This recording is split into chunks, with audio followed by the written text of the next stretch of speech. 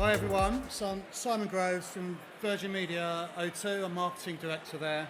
And I'm talking to you today about brand purpose. And brand purpose is important always, but it's particularly important, I think, in terms of trying to navigate some of the turbulent times that we're in at the moment.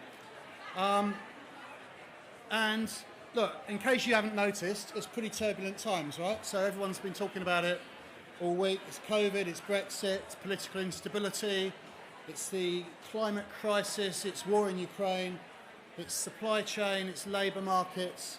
We're in a massively turbulent period of the world and in our own businesses as well. We're facing a lot of challenge right now. So in my own business, we merged Virgin Media and O2 2 years ago. We're still in the middle of a big post-merger integration and transformation exercise. At the same time, our market's maturing, our customers are becoming much more demanding, and our demand is growing. So difficult times to navigate. And with huge apologies to Rudyard Kipling, I've slightly bastardised this quote because I believe if you can keep your head when all about you are losing theirs and blaming it on you, then you must have a clear brand purpose.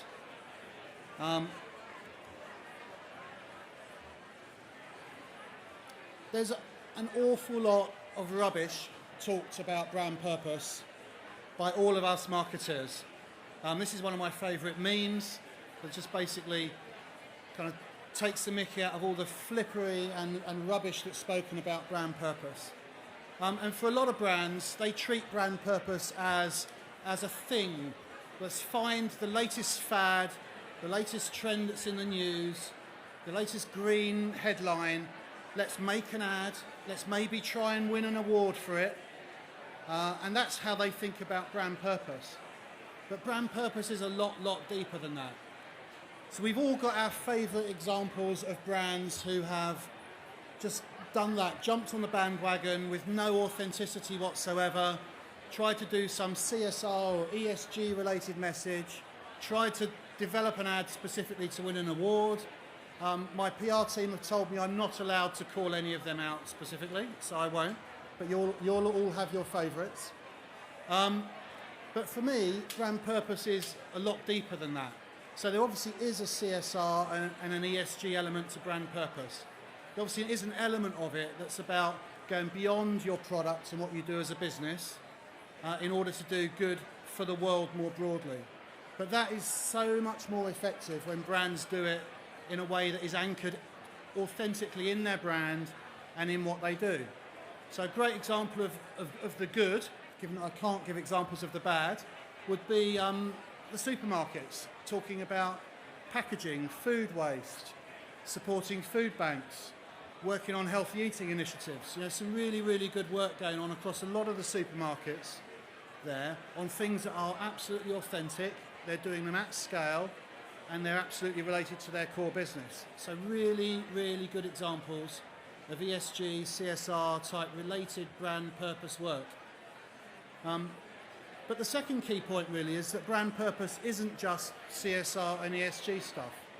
Done properly, brand purpose is absolutely fundamental and at the heart of who we are as businesses and what we're trying to achieve as brands. So there's lots of definitions kicking about of brand purpose, but for me it's quite simple. It's about what are you doing, how are you doing it, and really importantly, why are you doing it, and how does it help improve the lives of your customers in a meaningful way. So it's how you do things, it's why you do things, but in a way that relates to the customer and what you're trying to achieve for them in their lives. So, and it's much more than just ESG, and it's much more than marketing and advertising campaigns.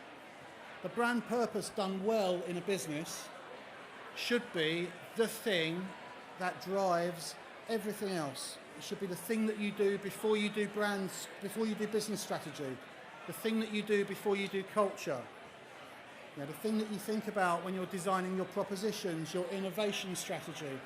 Brand purpose should be guiding all of these different activities that you're undertaking as a business. And because of that, if it's done well, then it becomes a really, really critical part of how you navigate turbulent times as a business. This is one of my favourite scenes from Forrest Gump, one of my favourite movies, when the storm is blowing in and on the fishing boat and Lieutenant Dan is clinging to the mast, kind of shouting back at the storm, right? But brand purpose done well can be that mast that you cling to as your boat is getting chucked around on the waves of everything that's happening in the world and everything that's happening in your business. It's the mast you cling to. It's the lens you use to guide your decision making, to guide what you want to talk about, how you want to talk about it, what propositions you're going to choose to invest in and put above the line for your customers. It's the thing that guides what you do. So look, for the final bit of this then, I'm just going to talk a little bit about how we've applied that in one of our brands, in our O2 brand. So we'll just take a little step back to understand the O2 brand purpose. So O2 is obviously the symbol for oxygen, and 22 years ago, when the brand was born, it was born based on an insight that at the time, remember this is pre-iPhone, this is pre-mobile internet even, at the time, even then, your mobile phone was becoming essential to life, and being able to be connected when you were out and about was essential for life. So that's where the insight came from for the name and the logo that is O2. Oxygen is essential for life, and we are a digital oxygen that is powering our customers' lives. So that was our brand origin. So our role, therefore, was all about personal enablement. So by having this digital oxygen, it enabled you to live a fuller and richer and more connected life. And so out of that, our purpose became see what you can do, as an expression of enablement, that idea of enablement. So we didn't want to focus on the technology, because actually all the technology we all use, all of us as connectivity providers, is largely the same. We wanted to focus on what were the things that we were going to do that were going to enable you to experience more in your life because of the technology, but also because of the way that we uniquely delivered that to you. So it's a message of enablement. It's see what you can do.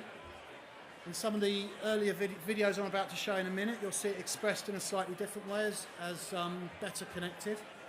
But essentially it's this idea of enabling you through connectivity. Okay, so now I'm going to talk about 3 examples over the last couple of years of turbulent times that we've used to elevate our brand and to try and be relevant to customers through that difficult period, informed by this brand purpose of enablement. So first is roaming, second is a proposition we launched called Switch Up, and the third, I suppose, is a more traditional kind of CSR related purpose-led brand campaign around data bank. So I'll talk to each of these briefly. Firstly, starting with roaming. So we've been through Brexit and we're coming out of COVID. And as a result of going through Brexit, we're no longer regulated by the EU, telecoms regulator, and therefore we no longer had to provide inclusive roaming in the EU on our plans. A lot of our competitors, and I've picked on 3 here, but actually all the other major networks decided in different ways that they were going to prioritise their bottom line over what customers were desperately wanting. So we've just been locked down for 2 years. Customers just get to travel again. They just get to go on holiday again. They're just getting to explore the world. And what do the other operators do? They reintroduce EU roaming charges. So if our purpose as a brand is all about enablement and enabling customers to enjoy life to the fullest based on the technology and connectivity we deliver, reintroducing roaming charges was absolutely not the right thing to do. So we made a pledge. We made a pledge to continue to offer free EU roaming so we could let customers continue to roam on. So you didn't have to go back to the behaviour of toggling off the roaming when they landed abroad. They could leave it on and help them navigate themselves to restaurants, find their way, book tickets, all the things you want to do on your mobile that you take for granted. And we've run campaigns on this theme the last couple of years, and it's landed really, really well with customers for obvious reasons. So the second example I was going to speak to was the example of switch up. So firstly, let me explain what switch up does. Normally you get a new phone, you have to wait 2 or 3 years then for your contract to end before you can upgrade to another one. And if you want to upgrade quicker than that, you end up paying lots of penalties in your contract. Now, coming out of COVID again, customers and heading into a cost of living crisis, customers had been putting off getting new phones. They were nervous about the expenditure. They were also nervous about getting locked into another long 3-year contract on an expensive phone that they wouldn't be able to change. And they were desperate to have that new device. They were desperate to have a little bit of joy, to shed a bit of light in what was a difficult time for them. So what Switch Up does is it addresses these insights. It lets customers, they pay a small premium or they join one of our Plus plans, and then whenever they like and how often as they like during their contract, they can change their phone. They just give us the old one back and change to a new one. They can trade up if they want the latest iPhone or the latest new Samsung that's come out, or if they want to, they can trade down to a cheaper phone and save some money on their contract. So it's complete flexibility for customers when they needed it most, and really importantly, giving them the chance to get their hands on the technology that they want in a totally different way as often as they want, so they can do more with it and enjoy life more. Back to our purpose of enabling customers to do more and enjoy more. So we brought that to life in a really simple way. It says you can literally change your phone whenever you want. And then the last example I'm going to talk to is a much more, I suppose, traditional CSR, ESG-led example. In the UK today, 1.5 million homes don't have any sort of connectivity at all because they can't afford it. There's a crisis in connectivity and data poverty in the UK. We decided if our brand purpose is about enabling customers through connectivity, that this was a cause that we could really get behind and do something meaningful for.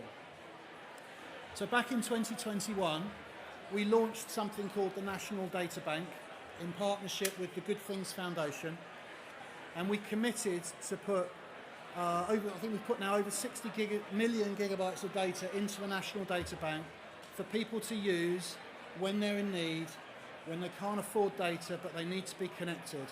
It's a little bit like a food bank but for connectivity and data, because we all know it's really, really hard to do anything in the world now if you can't get online and if you can't get connected. So we set out to address this problem. We launched the National Data Bank. We opened it up to all operators and invited all the other operators to get involved, and some of them have, which is great. We led the initiative. We're by far the biggest donor of data into it, and we're committed to it, and we've sustained that investment all the way through. And obviously we've talked about that, and we've chosen to elevate that as well, to publicise that for ourselves as a brand, yes, because we want people to know that we're doing this really great thing, because customers care about it and it's authentic to our brand purpose. But also we want to promote it so that people can get involved and help people discover that this is available and help get hold of this data that we've donated. So year one, back in 2021, was very much about an announcement message and a launch message for the data bank. I just want to play you the ad quickly now, just so that you can see the creative that we came up with. Friends. Robots. I bring troubling news. In the UK, around 1.5 million homes have no connection to the internet. Those people can't learn or bank online, can't even video call family at Christmas. Our mission is to connect the disconnected.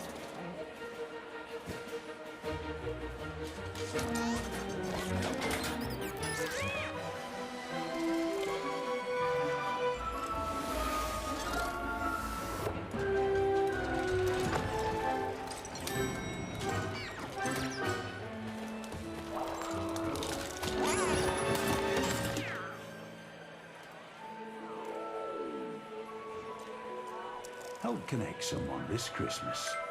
For every plan purchased with us, we'll donate free data to someone who needs it. O2, we're better connected. Okay, so that was our first time out. So very much an announcement message, promoting the data bank, letting people know it was available, letting people know why we were doing what we were doing.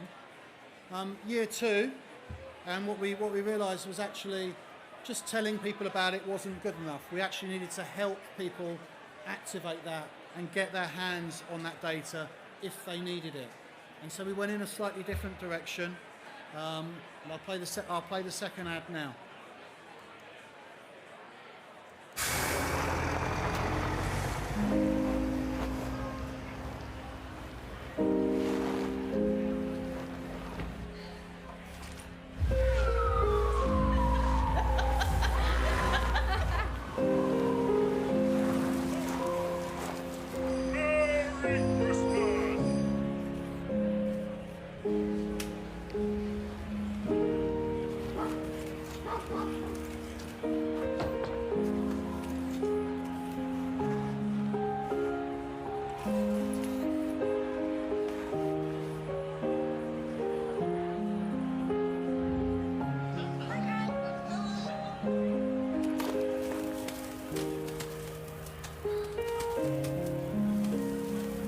Set up the National Data Bank to help those in need stay connected. Send free data to someone who needs it on us. Search O2 Christmas SIM card. We're better connected. Okay, so look, obviously in doing that, we're learning from some of the kind of best practices in the industry, in the sense that Christmas is a really great time to do that sort of emotive, purpose-led brand activity. But doing it in a super authentic way, linked to something that we're actually doing. We're doing at scale, and we're doing over a sustained period of time, and it also delivered fantastic commercial results. So in conjunction with obviously all of the normal commercial trading activity that's going on across that Black Friday and Christmas period, we've actually had two of our most successful quarter fours commercially on record, and in part that is due to this combination of really emotive, powerful, purpose-led brand advertising supported through the line with really strong trading activity and offers obviously as well. So look, so four key takeaways I'll leave you with from this presentation. So the first is a pretty obvious one, and everybody will be speaking about it in different ways. But it comes back to the customer. It comes back to really trying to understand what's driving our customers, how they're feeling, their emotional and their need states at a point in time. But then, really importantly, actually trying to do things and promote things and talk about things that deliver for our customers on those things that are aligned with your brand purpose. Second takeaway is kind of cut the bullshit, cut the BS. Choose something because it's authentic to your brand, to what you're trying to achieve, to your role in people's lives. Don't choose something because it's the latest bandwagon just to roll past the front door on the front page of the paper, or just because someone approaches you and has a nice idea that's going to help a good cause. There's got to be more of a link to your business than that, and it's got to be authentic. Third key takeaway is kind of hold your nerve. Define a brand purpose. Our brand purpose in its essence, although the wording has slightly changed over the years, in its essence has been our brand purpose since the brand launched 22 years ago. Stick to it, hold your nerve. If it still feels relevant to the world that we're in, then stick with it. We get bored as marketeers of things long before our customers have even registered in our customers' minds. Look, and the last point is, even when times are tough, even when things are turbulent, Hope is more powerful than fear. So in our brand purpose, see what you can do is an invitation to go explore, to do more, to be more. Despite everything that's going on, it's a message of hope, and everything that we're speaking about is oriented in solutions that help. This sort of charity trope type brand purpose advertising that is in danger of kind of wallowing in the gloom of everything that's around us, I don't believe in. I think people buy into hope and people buy into solutions. And so that's what we've chosen to focus on. So look, to conclude, those are the key takeaways, but I hope if you take nothing else from this, you take from this that it might be a little bit old-fashioned, but before you do strategy, before you do creative, before you do culture, before you do any of that, put in the effort to understand what your brand purpose is, who you are, what you're all about, why you doing what you're doing is going to make any meaningful difference whatsoever in your customers' lives, and then double down on that and use that as your mast and use that as your lens and the thing that guides you in your decision making and the things that you do. Thank you very much.